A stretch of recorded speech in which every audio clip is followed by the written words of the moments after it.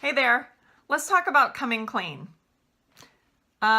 Since none of us are perfect, there's a good chance that we have to come clean at some point in our life, or for many of us, more often than not, we need to come clean with somebody. If you're a parent, you have to come clean with your children sometimes and say, I made a bad decision, or I did a really poor job of planning, or I'm sorry I left you high and dry, or whatever.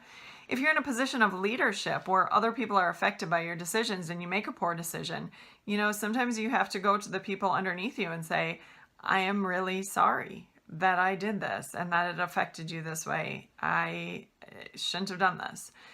How you go about doing that, there are only a few things that really matter. One, don't lie and cover your tracks just to save face, as tempting as that is, and trust me, I totally get that.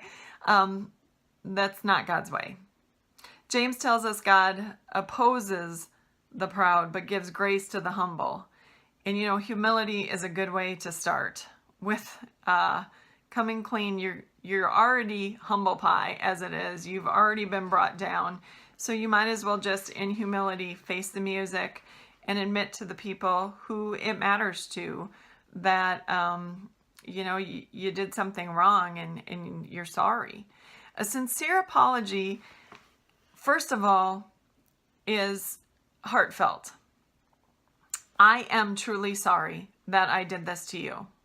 Second of all, it tries to make amends. If you hurt somebody's feelings, you're going to go to them and show them that that was wrong. If you broke an object or need to replace an object or pay somebody back for something that damages you've done or whatever, you start to make amends for whatever you've done wrong. And third, a sincere apology doesn't rationalize or justify. It doesn't say, I only did this because you did that.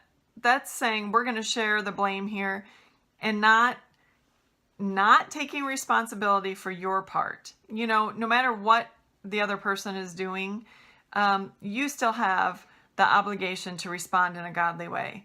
Look at Jesus during his suffering. He was spit on, whipped, beaten, tortured. He didn't sin. He chose not to retaliate and not to do the wrong thing, even though he was in a desperate, horrific situation.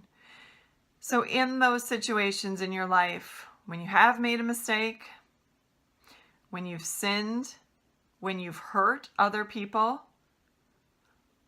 the good road to take is the road of truth, humility, and a sincere apology. That's where you start. That doesn't mean that the person that you offended or that's most affected by this will wake up the next day and say, you're a great person. It just is the beginning of repairing the relationship.